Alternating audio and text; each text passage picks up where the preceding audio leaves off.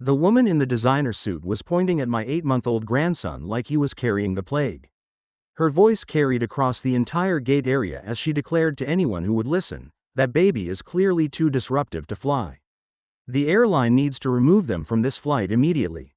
I looked down at little Tommy, who was quietly playing with his toy airplane in my lap, making the softest little whoosh sounds that barely rose above a whisper. The audacity of this woman was breathtaking.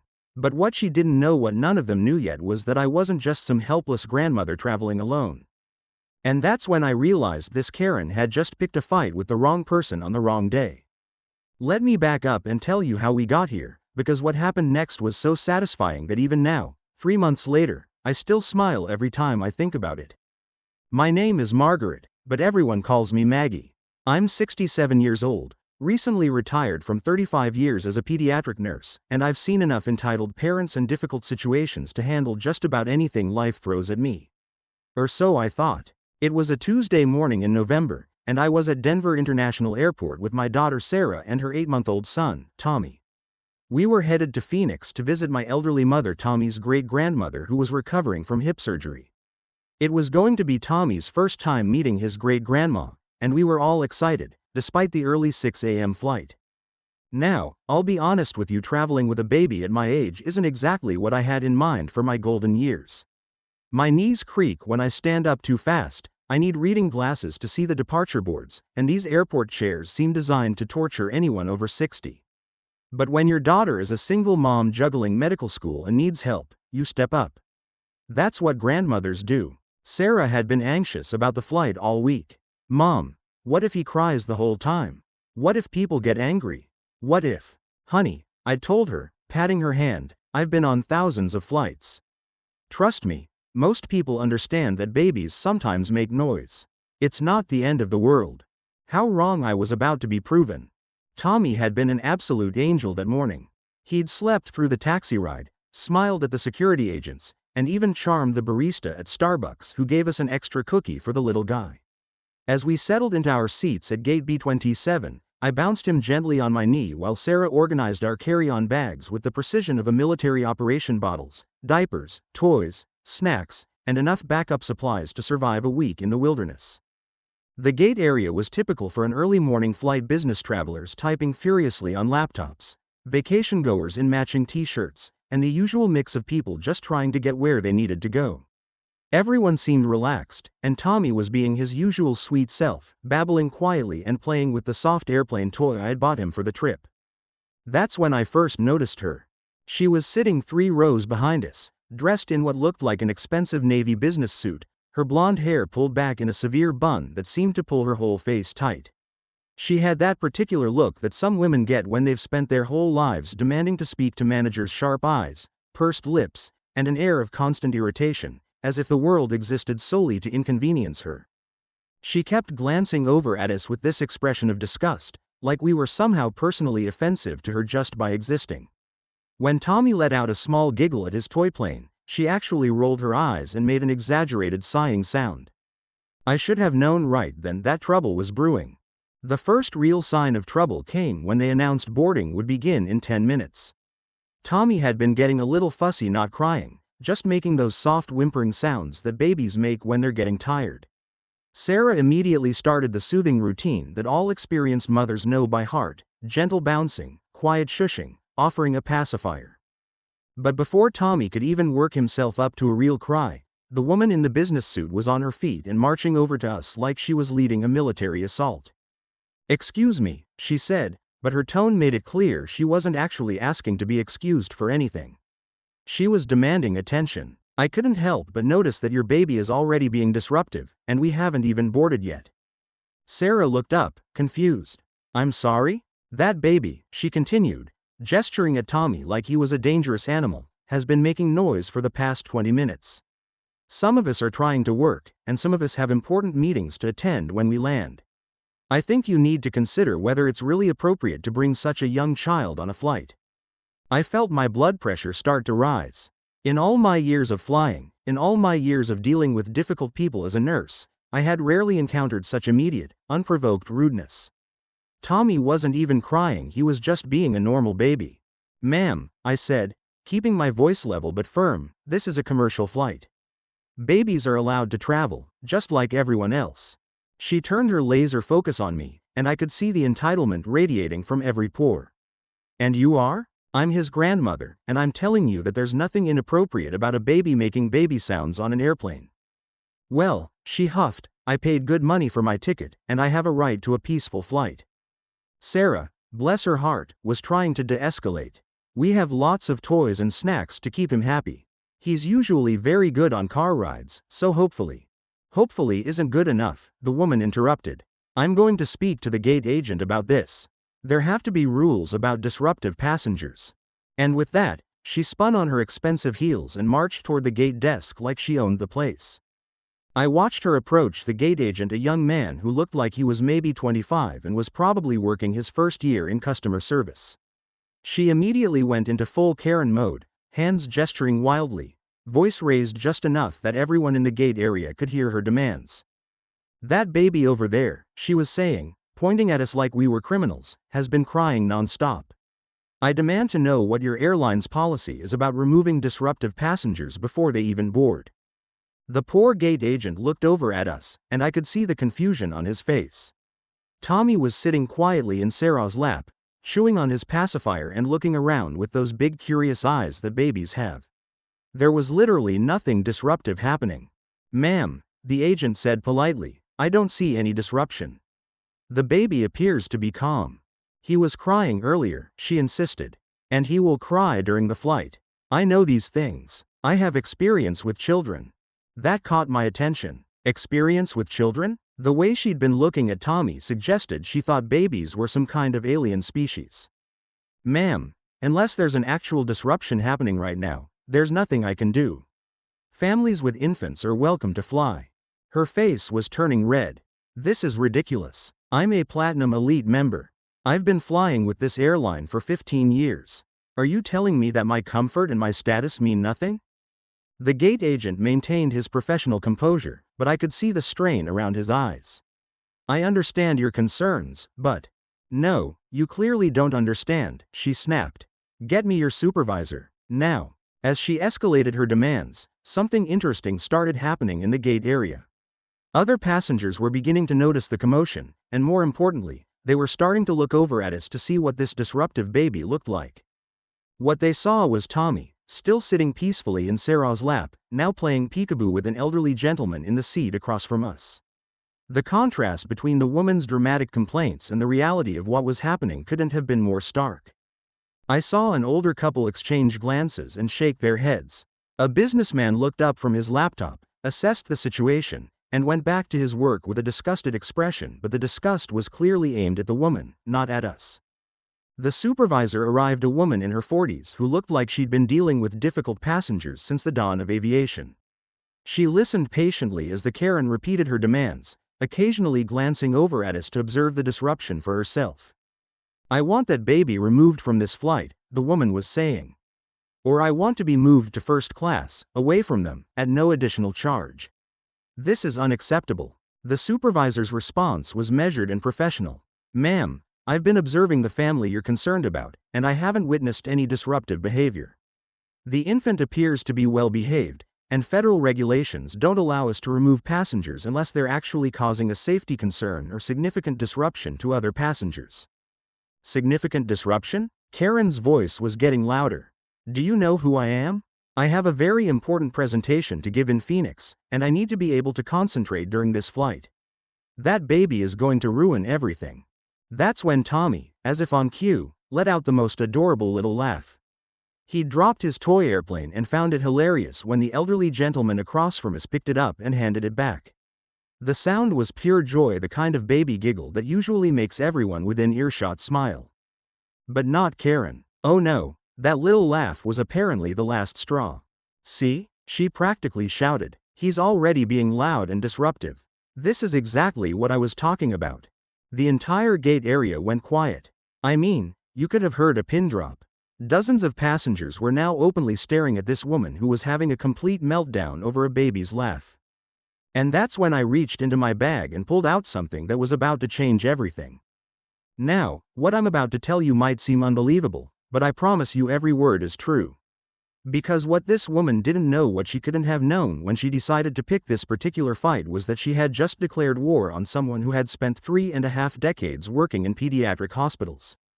Someone who understood exactly what child development looked like at every stage. Someone who knew the difference between a fussy baby and a content one. Someone who had documentation to prove it. The item I pulled from my bag was my old hospital ID badge. After 35 years as a pediatric nurse, I'd kept it as a retirement memento, tucked away in the front pocket of my purse. But more importantly, I also had my phone, and on that phone was something that was about to completely change the dynamic of this entire situation. I stood up, my creaky knees protesting but my resolve absolutely solid, and walked over to where Karen was still berating the supervisor about the unacceptable disruption caused by my grandson's existence. "Excuse me," I said, my voice carrying the authority that comes from decades of dealing with panicked parents and difficult situations. "I couldn't help but overhear your concerns about child behavior on flights." Karen turned to me with that look of triumph that people get when they think they've found an ally. Finally, someone with sense. "You must understand how inappropriate it is to bring such a young baby on a flight." "Actually," I said, "I do understand child behavior quite well. I'm a retired pediatric nurse with 35 years of experience." I showed her my old ID badge. "And I have to say, your assessment of what constitutes disruptive infant behavior is not just wrong, it's completely backwards." Her face went from smug satisfaction to confusion to something approaching panic in the span of about 3 seconds. "You see," I continued, making sure my voice was loud enough that everyone in the gate area could hear, "what you're calling a disruptive behavior, the soft babbling, the quiet giggling, the gentle sounds Tommy has been making, these are actually signs of an exceptionally well-adjusted, secure, and content infant." I turned to address not just Karen, but the supervisor and the growing crowd of interested passengers. "In my professional experience, babies who make these kinds of happy sounds in new environments are demonstrating healthy social development and secure attachment to their caregivers. It's actually a very positive sign." Karen was starting to look like a deer caught in headlights, but she wasn't backing down yet. "Well, that's all very interesting, but he's still going to cry during the flight, and that will be disruptive to everyone." That's when I pulled out my phone and opened up the video I'd been taking for the past 20 minutes. "Actually," I said, "I've been recording our entire gate experience to send to my husband back home, because he wanted to see how Tommy's first flight was going." I held up the phone so the supervisor could see the screen. "Would you like to see what a disruptive behavior actually looks like?" The supervisor leaned in to watch, and I played back the footage. There was Tommy, sitting peacefully in Sarah's lap for the first 5 minutes. Then there was Tommy playing quietly with his toy. Then Tommy giggling at the nice gentleman. Then Tommy contentedly chewing on his pacifier. And throughout the entire 20-minute video, you could hear Karen's voice in the background, making increasingly dramatic complaints about noise that simply wasn't there. "Ma'am," the supervisor said, turning to Karen with a tone that had definitely shifted from accommodating to suspicious, "I'm not hearing any disruptive behavior from the infant in this recording. What I am hearing is a significant amount of complaining from someone who appears to be trying to manufacture a problem where none exists." That's when Karen made a crucial mistake. Instead of backing down or apologizing, she doubled down on her demands with a level of entitlement that was honestly breathtaking. "I don't care what your little video shows," she snapped. "I am a Platinum Elite member, I fly first class regularly, and I demand to be accommodated. Either that baby gets off this flight, or I get moved to first class at no charge, or I'm calling corporate and filing complaints with the Better Business Bureau and the Department of Transportation." The supervisor's eyebrows went up. "Ma'am, may I see your boarding pass?" "Of course." Karen handed it over with the confidence of someone who was absolutely certain she held all the cards. The supervisor looked at it, then looked at her computer screen, then looked at the boarding pass again. Her expression was priceless. "Ma'am, according to your boarding pass, you're in seat 23F, that's a middle seat in the back of the plane. You're not listed as a Platinum Elite member in our system, and this ticket was purchased 3 days ago at our lowest economy fare." The gate area had gone completely silent. You could feel the tension building as people realized they were witnessing something special. Karen's face went through several color changes. There must be some mistake. I always fly first class. I've been Platinum Elite for years." "Ma'am, Our system shows you've flown with us exactly 3 times in the past 2 years, all in economy class. There's no elite status associated with your frequent flyer account. That's when I realized what was really going on here, and I couldn't help but share my professional insight. You know, I said, addressing the supervisor but speaking loudly enough for everyone to hear, in my years working in pediatrics, I often encountered parents who would project their own stress and anxiety onto their children's perfectly normal behavior. It's usually a sign that the adult is struggling with something else entirely. I looked directly at Karen. Perhaps your anxiety about this flight has nothing to do with my grandson, and everything to do with your own discomfort with flying in a middle seat in the back of the plane when you expected something different? The expression on Karen's face was something between mortification and rage, but before she could respond, something beautiful started happening in the gate area. The elderly gentleman who had been playing peekaboo with Tommy stood up. He was probably in his 70s, wearing a veteran's cap and walking with a slight limp. "Excuse me," he said in a voice that commanded respect, "but I've been sitting right across from this family for the past hour, and that baby has been nothing but delightful. Meanwhile, this woman has been complaining and making a scene about absolutely nothing." A woman in her 50s, traveling with what appeared to be her own adult daughter, chimed in next. "I have 4 grandchildren of my own, and I can tell you that if more babies were as well behaved as this little guy, air travel would be a pleasure." Then, like dominoes falling, other passengers started speaking up. "I've been trying to work on my laptop, and the only noise I've heard is from her complaints. My wife and I were just saying how cute that baby is. He's been perfect. I have misophonia, I'm extremely sensitive to sounds, and that baby hasn't bothered me at all." Karen was looking around frantically, realizing that instead of finding support for her position, she had somehow managed to unite the entire gate area against her. But the best part was still coming. The supervisor turned to Karen with the kind of professional smile that airline employees use when they're about to deliver news that someone really doesn't want to hear. "Ma'am, based on your behavior this morning and your attempts to have other passengers removed from the flight without justification, I'm going to need to ask you to step aside while we have a conversation about your travel today." "What do you mean?" Karen's voice had lost all its earlier authority and was starting to sound genuinely panicked. "I mean that creating a disturbance in the gate area, making false complaints about other passengers, and disrupting our boarding process raises concerns about your ability to follow crew instructions during flight. We need to determine whether you're fit to travel today." The color drained from Karen's face. "You can't be serious. You're going to prevent me from flying because I complained about a baby?" "Ma'am, you didn't just complain. You demanded that a family be removed from the flight based on fabricated concerns. You falsely claimed elite status to try to intimidate our staff, and you've created a significant disruption that has delayed our boarding process. These are all serious issues." What happened next was so perfectly poetic that I still get goosebumps thinking about it. As Karen was escorted to a private area for what the supervisor called a discussion about travel readiness, they announced that boarding would begin. And here's where the universe decided to deliver the most beautiful form of cosmic justice. The veteran who had spoken up for us approached the gate agent. "Excuse me, son," he said, "but I'm in first class, and I couldn't help but notice this young mother and her baby. Would it be possible for me to switch seats with them? I'd be happy to take their economy seats." Before the gate agent could respond, the woman with grandchildren spoke up. "Actually, my daughter and I are in the exit row with extra legroom. We'd be happy to switch with them instead." Then, like something out of a movie, more passengers started offering to help. Someone offered to carry Sarah's bags. Another passenger offered to help her get the stroller down the jet bridge. A businessman offered to help her get settled in her seat. But the absolute best part came when they finally called for general boarding to begin. As Sarah and I stood up with Tommy to get in line, something incredible happened. The elderly veteran started clapping. Then the grandmother with 4 grandkids joined in. Then the businessman with the laptop. Then more people. Within seconds, the entire gate area was applauding, not just politely, but with genuine enthusiasm and warmth. People were smiling, some were laughing, and a few were even cheering. Tommy, bless his little heart, clapped his tiny hands together and giggled with delight at all the attention, which made everyone clap even harder.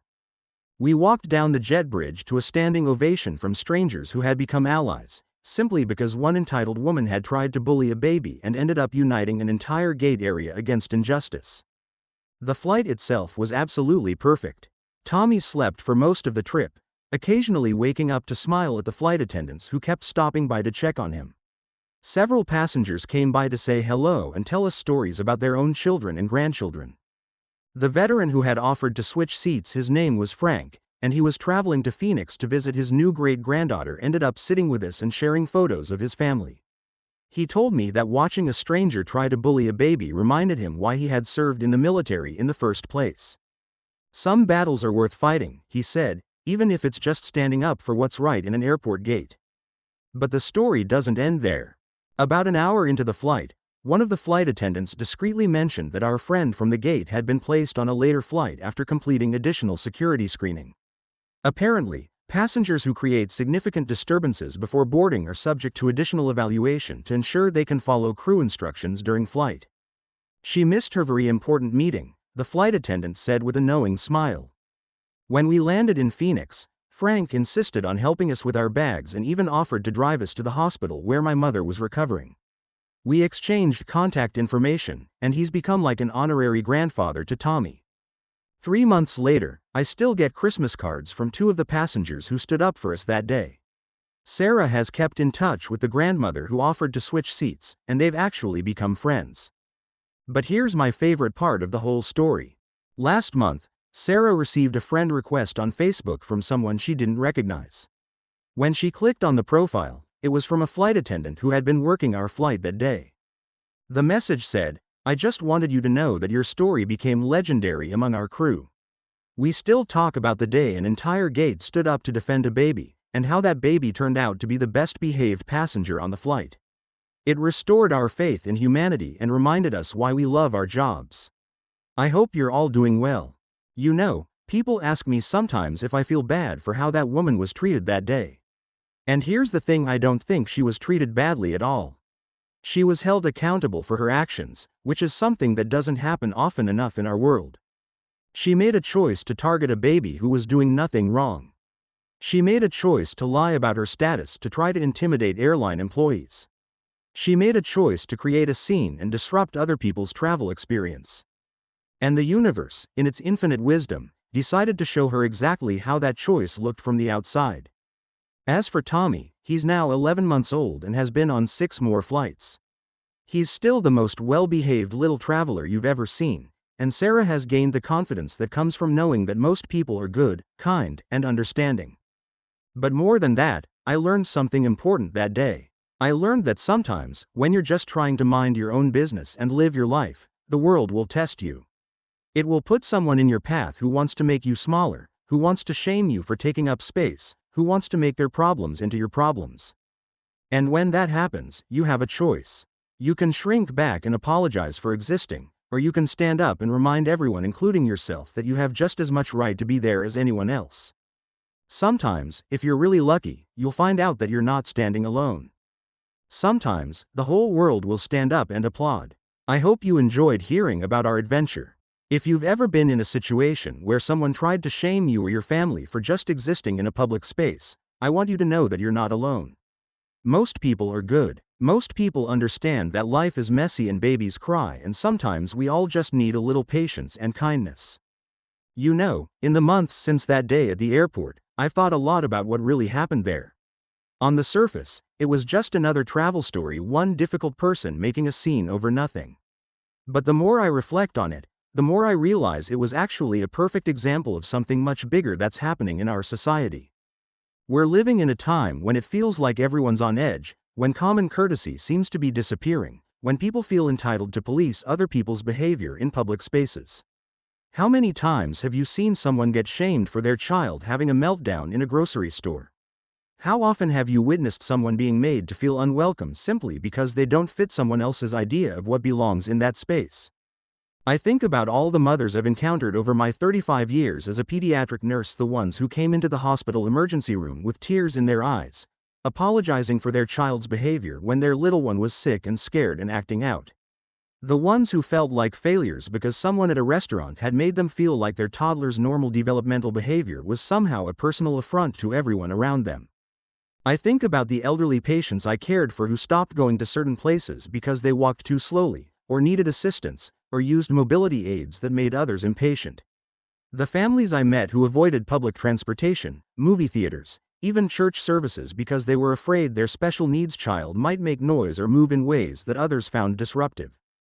And here's what breaks my heart about all of this: we're talking about normal human behavior.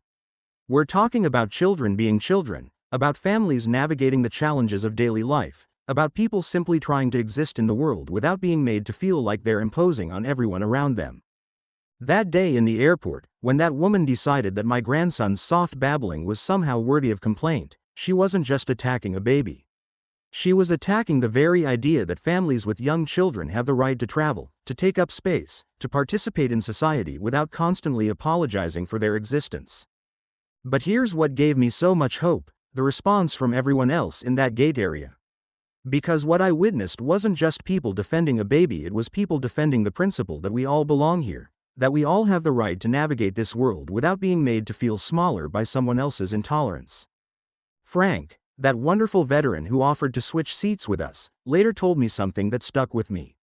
He said, "Maggie, I didn't fight in 2 wars so that Americans could come home and bully each other in airports." He understood that civility, kindness, and mutual respect aren't just nice ideas, they're the foundation of a functioning society. And if you ever see someone trying to bully a family in an airport, or a restaurant, or anywhere else, I hope you'll remember Frank and the grandmother with 4 grandkids and all those other passengers who chose to speak up for what was right. Because here's the thing about being a bystander, and I learned this in my years working in hospitals where families were often at their most vulnerable, silence can feel like complicity to the person being targeted. When someone is being treated unfairly and nobody says anything, it can feel like the whole world agrees with the person doing the bullying.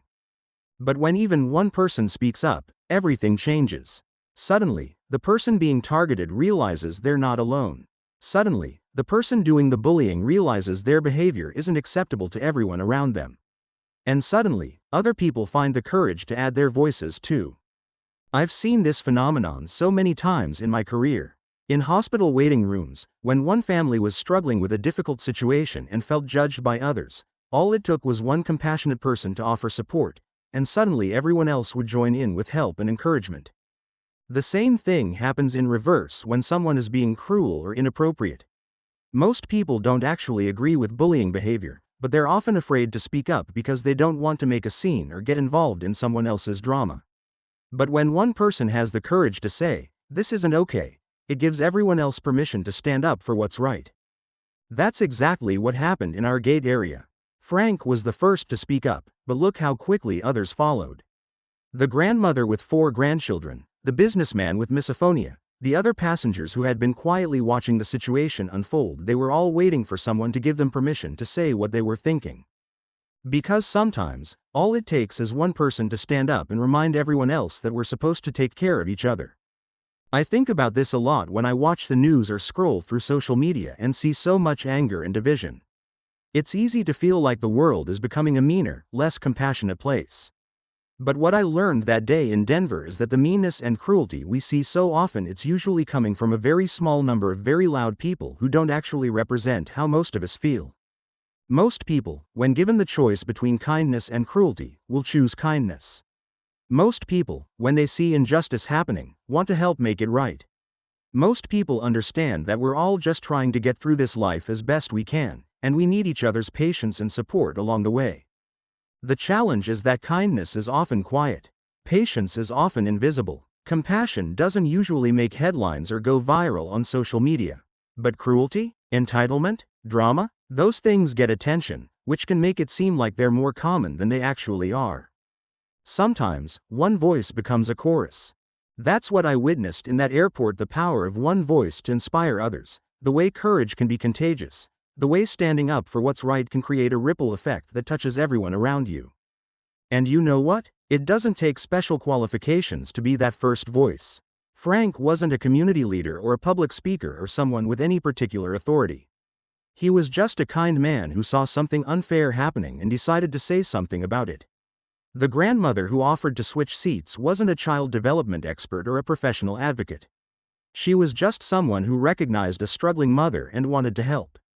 I think about all the small moments of kindness I've witnessed over the years: the stranger who helped me carry my groceries when my arthritis was flaring up, the young person who gave up their seat on the bus when they saw me struggling to keep my balance, the cashier who took extra time to help an elderly customer who was confused about their payment. These moments don't make the evening news. They don't get thousands of likes on social media. But they matter just as much as any grand gesture, because they're the daily proof that human decency is alive and well in this world. Sometimes, a baby's giggle can unite an entire room full of strangers. That moment when Tommy laughed at his dropped toy, and that woman declared it disruptive, and everyone in the gate area suddenly realized how absurd the whole situation was. It was like a spell being broken. Suddenly, everyone could see the situation clearly: a sweet baby being a normal baby, a patient mother doing her best, a grandmother trying to help, and one person making everyone else miserable for no good reason. That baby's innocent joy cut through all the manufactured drama and reminded everyone what really mattered. It reminded us that life is supposed to have moments of spontaneous happiness, that children are supposed to laugh and play and explore the world around them, that these sounds of joy should be celebrated, not silenced.